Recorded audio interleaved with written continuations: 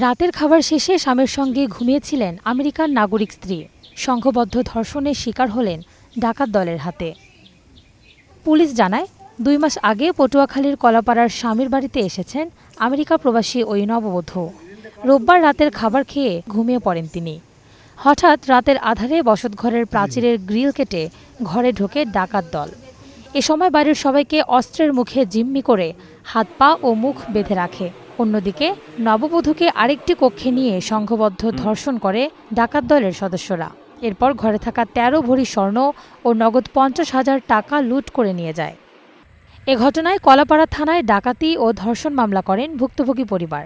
সোমবার রাতে দুজনকে আটক করা হয়। পরে আদালত দুজনকেই কারাগারে পাঠানোর নির্দেশনা দেন। আসামিদের অ্যাটিটিউড এবং তাদের সম্পর্কে যে আবদ্ধ হিসেবে আমরা দুজনকে সন্দেহজনকে আটক করেছি। আমরা তাদেরকে জিজ্ঞাসাবাদ করতেছি এবং আশা করি তাদের সাক্ষাৎ পাবো এবং আমরা এই বিষয়ে মানে সম্পূর্ণ আমরা আশাবাদী যে ইনশাল্লাহ আমরা তথ্য প্রযুক্তি এবং বিভিন্ন ধরনের বস্ত্র গ্রহণ করে আমরা এইটার রহস্য উদ্ঘাটন করবো ইনশাল্লাহ।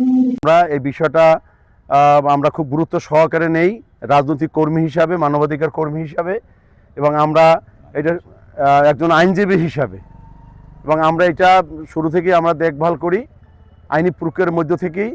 এবং ইতিমধ্যেই যে নির্যাতিতা মেয়ে সে বিজ্ঞ ম্যাজিস্ট্রেট জনাব ইমরান স্যারের আদালতে ২২ ধারা জবানবন্দি করেছেন এবং অন্যান্য যে সকল প্রক্রিয়া আছে নারী শিশু আইনের বিধান অনুযায়ী সেই প্রক্রিয়াগুলো সম্পন্ন করার জন্য আমরা সরকারকে সার্বিক সহযোগিতা করেছি। এদিকে এ ঘটনায় আতঙ্ক ছড়িয়ে পড়েছে গোটা এলাকা জুড়ে। জড়িতদের দ্রুত আইনের আওতায় এনে সর্বোচ্চ শাস্তির দাবি স্থানীয়দের।